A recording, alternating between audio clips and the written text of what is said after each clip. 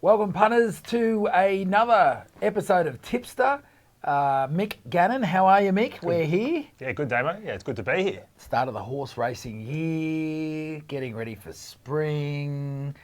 We're, 2 or 3 weeks away from our first group race of the season. You got to get excited. Can't wait. Yeah, good time of year. The fast horses are back in training. They've just seen most of them at the trials over the last couple of weeks, and we're really excited to see the spring ahead. Yeah, look, and of course, Mick, we're going to get all your insights. Yep. And of course, those from Louis Willoughby from Sky Racing, and of course, Dean Watling from everywhere. .com? .com, No, racing.com. DeanWatling.com. DeanWatling.com, more importantly, of course. How about my man, Louis Willoughby, just dominating the Sky airwaves on Saturday? He just stepped right into the big boots and filled them nicely. So full credit, Louis. Not bad for a Rooster supporter, I'd say. But anyhow, that's another discussion. Look, we're getting very excited here. All in starting. Mick, when does that start? How far away are we? It'll start the week of the Wing Stakes, so really looking forward to that. 2 or 3 weeks away. 2 or 3 weeks away, not too far away at all. That'll be a interesting race, the Wing Stakes. So yeah, it'll be much the same what you see. Make sure you are subscribing, of course, to get that straight away. Plenty of all-in plays. You might even track results this year. Make sure I hold Dino and Louis accountable because I'm sick of spanking them on the leaderboard and not getting any credit. So we'll get the leaderboard up and we'll go from there. Sounds good. And look forward to that. Of course, I'm hearing some rumours in the hallway about a magic multi, Mick. What's all this about? Tell the punters about the magic multi and why they should listen carefully, because this could be the biggest thing that happened to them this week. This year, who knows? Could be lifetime. Could be life-changing. Could be. What we're going to do, said Damo, this tipster stuff, it's getting a bit boring. I want to win some money. So what we're going to do is we're going to take the best bets from the tipsters in the tipster show. We're going to make a multi of it. Magic multi, we're going to call it. Damo's great idea. I'm going to make Damo get some, he's going to put his hand in his pocket. He's going to put a multi on for you, the punters at home. How much are we putting on, Damo? $50. $50 on a multi. We're going to multi up the tipsters that give you their best bets for this weekend. All you've got to do is comment in the comment section in YouTube. Give us your best bet, your reasoning why. Luke Hovanessin will jump on Friday afternoon. He'll put you all in a list. We'll choose one person at random. We'll let you know who it is Friday night. So you Using can a random home. simulator, so it's It'll be a randomizer, of course. It won't be Luke's just choosing his mates. We'll keep an eye out for that. We'd hate to see that. He's only got 3. And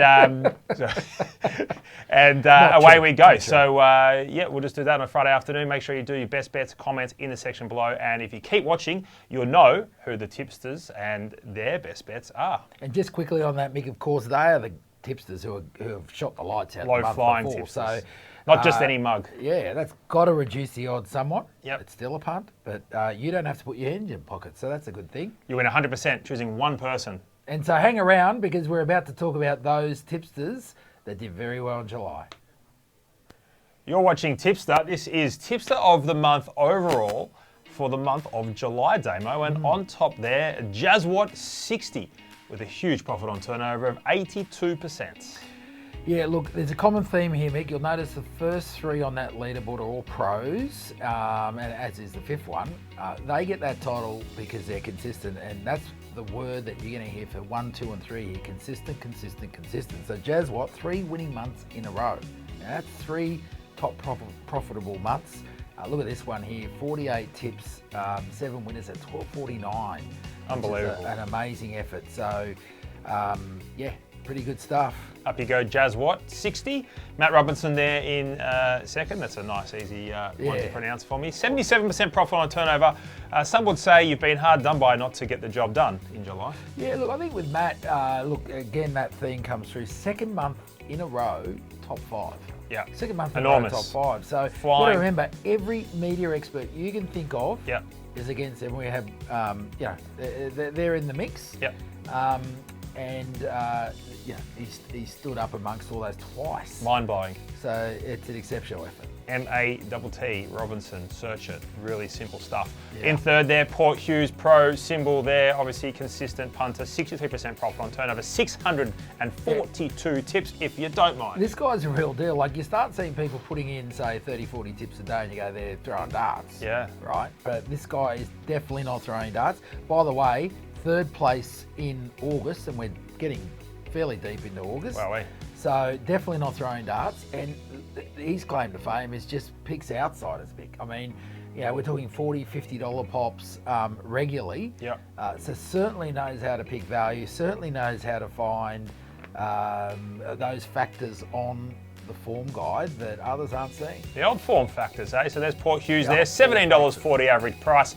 Absolutely dominating, and we themed the Olympics, a bronze medal. Shadowfax just missing out on the podium, but doing very, very well. But in another month, he would have definitely won 60% profit on turnover, if you don't mind. Yeah, absolutely. Shadowfax has been here and there in this top five. Always in the thereabouts. past. Yep.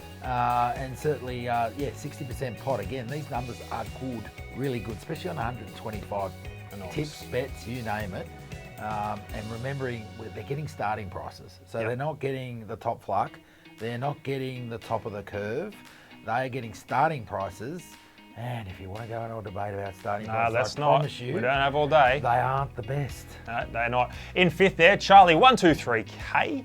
The pro symbol, of course. Yeah, look, a bit of an outside punter as well. Likes to find the value. He's been here before. Yep. Certainly doing a good job there. On 91 tips, $20.44 average price. Again, like this is stuff. It's interesting, and just seeing some of the other pro punters punt.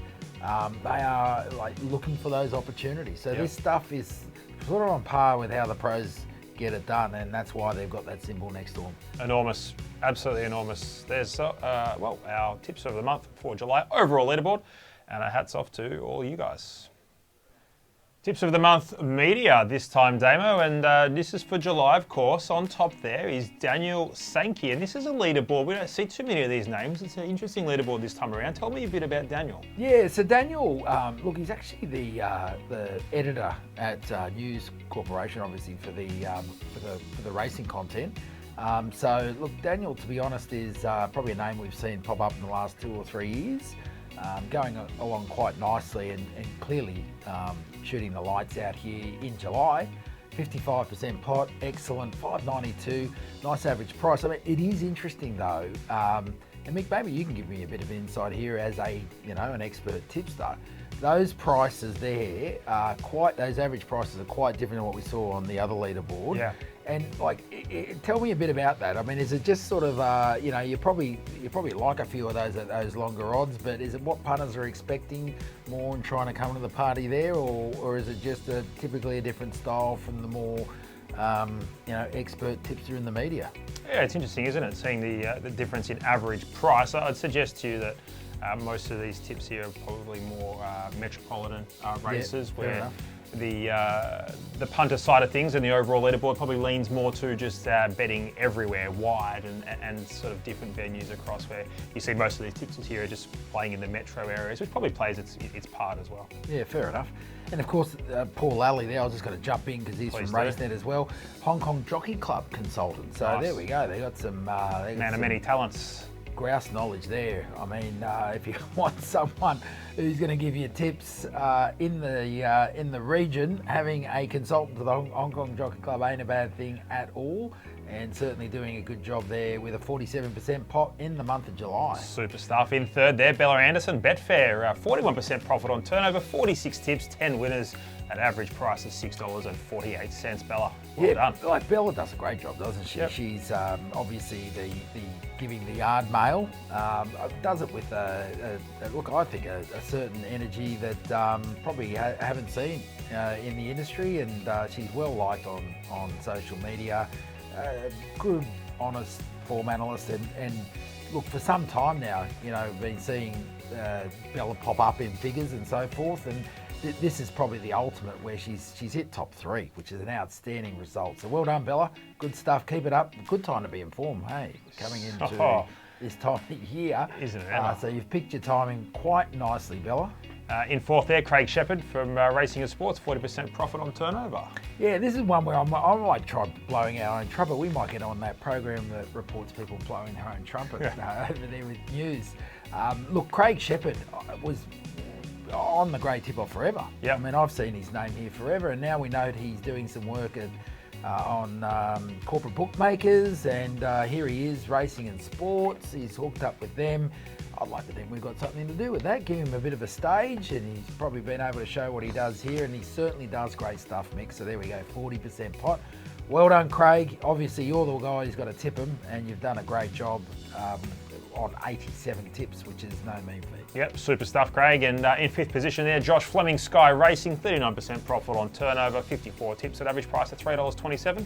Played a real straight bat in the month of July and did it very well. Yeah, this is another one of these multi-talented talents, I suppose, in the racing industry. Calls well, Josh. Yep, no nonsense. does very well.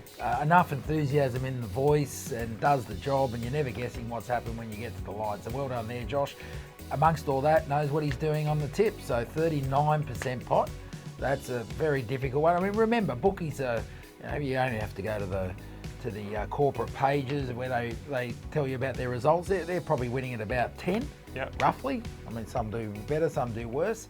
You're winning at 39 on starting prices. That's pretty special. So the guys and girls above Josh, exceptional. Josh, very well done at 39% and calling as well. Yep, there it is. The tipster of the month, media for July.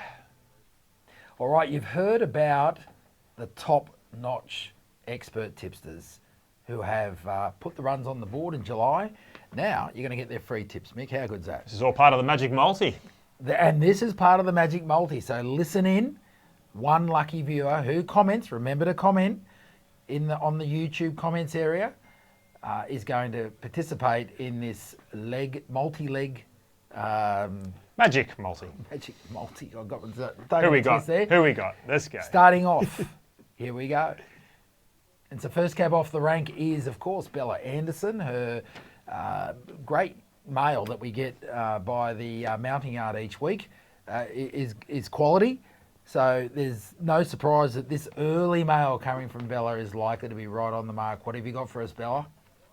Hey guys, my name is Bella Anderson. I'm a mounting yard analyst down in Victoria, and this weekend my best bet is at the Valley. It's race 6, number 12, Big Me. I was delighted with the way this horse presented first up, having his first run in Australia from Hong Kong for Nick Ryan. He looked sensational. He was really forward fitness wise. He's a beautiful, big, strong horse, and I was just so impressed with the way he's presented. He'd acclimatized nicely. He had a lovely color to his coat, and he was just ticking every box there is to tick. So second up at the Valley, he's drawn a good barrier. Jamie Mott on board. I think he looks really hard to beat. So that's race 6, number 12, Big Me.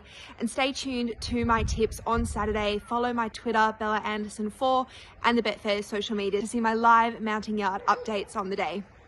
Next up, we've got Nathan Keven. Now, Nathan Keven just missed out in the top 5 media experts, Mick. And he is from Horse Betting, a popular website. A lot of people getting their tips from there, and there's no wonder with Nathan just missing out. Obviously in the know. What do you got for us, Nathan?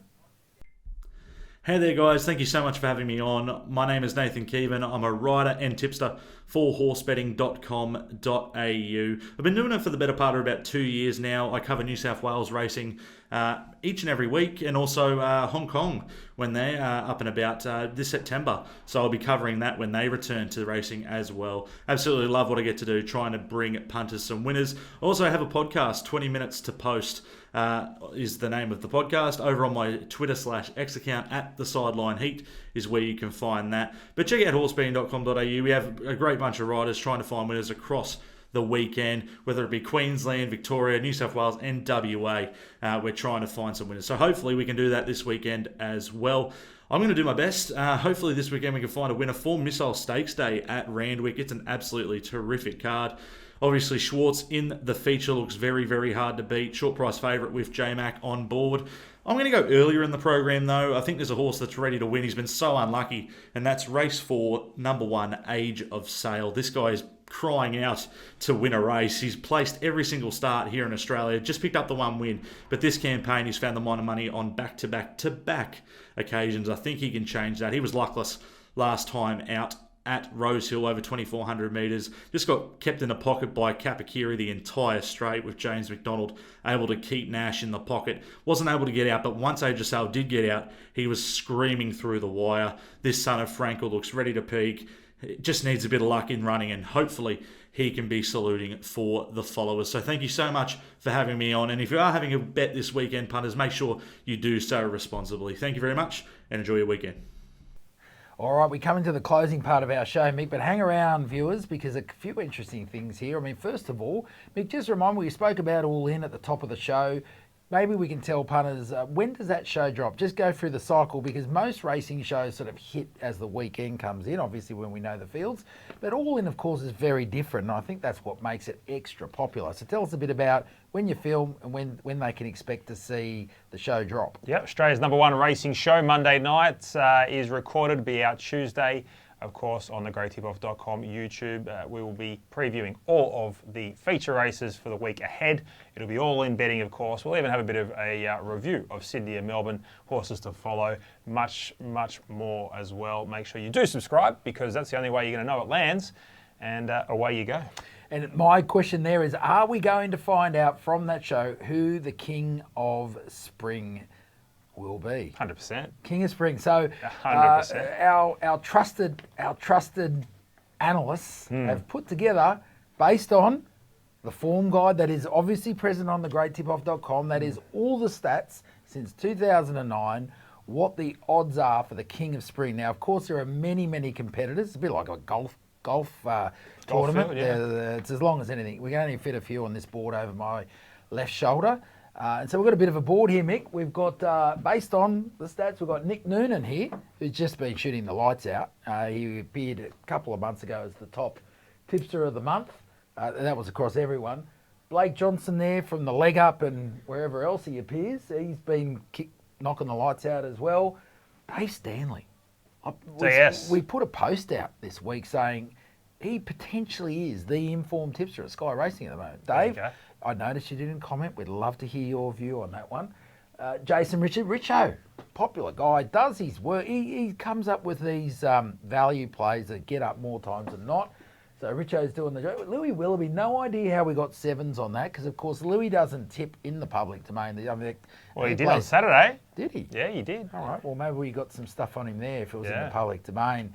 And of course, we'll get him on All In. He's at $7, so that must be on something. Well, that's ludicrous. Recently. He's obviously text Luke in and asked to be rolled in. Yeah, I think we'll need a steward's inquiry on that one. Jack Dickens, of course, does great work over there at the baggy mailbag. That's the one. Gator, he's flying. Tipped 8 winners the other week. He's killing it. Now, there's a couple of blokes here. Dean Watling, you know that bloke? We got him at $33. How we get there? Should be 133. These by as you know, with a form guide, it's only one person's view who puts it together. So I'm sure Dean will have an alternate. Many others will have an alternate view on that. And of course, Mick Gannon, $25. Same with you, Mick. Do you think that's overs or unders, or what do we got there? I'll tell you what, there's a few holes in your market. So whoever's put that market together, if I can bet on it, I would like to. Very, very generous. Hang on, and I've just got generous. some news coming through. We're winding in Mark Hunter. Yeah, that's right. I'm hearing some mail, and he's just come right in to $5. Now, I can't disclose the mail, of course, but apparently it might be worth following through the spring. Well, you better wind me out, wind Dicko out, and I'll have 1,000 on each. So there we go, the King of Spring. We'll keep you updated on this, see who shoots the lights out, but obviously that'll be put together by, I guess, the September and October leaderboard. So we'll look to give you a bit of an update on that. Can't forget November. Hey, Cup week. Well, that's and November. Did I leave a month out? So it's a quarter. September, October, and November. So we'll come back to you and report, I think, into the December show on the King of Spring and give you some updates in between. Of course, you can always just come to the greattipoff.com and you'll always get those results. It sounds like it's time for Mixed Moral. Oh, no, it's not. Before we get into Mixed Moral, we were talking about race callers before. I almost forgot. And look, they do a great job, but imagine this, Mick. You get in the box, you're at Brighton. And and this is what you're left with. You're left with this. It looks like, it sort of looks like what I see first thing in the morning, actually. Yeah. Bit old half age there. daisy, trying to look at the alarm clock to hit the snooze button for the 35th time. And there we go. We know something's going on because the numbers are sort of going each way, but got a feel for the jockeys. They're doing well, and the horses, of course. So, there you go. There we Peeks go. through the fog.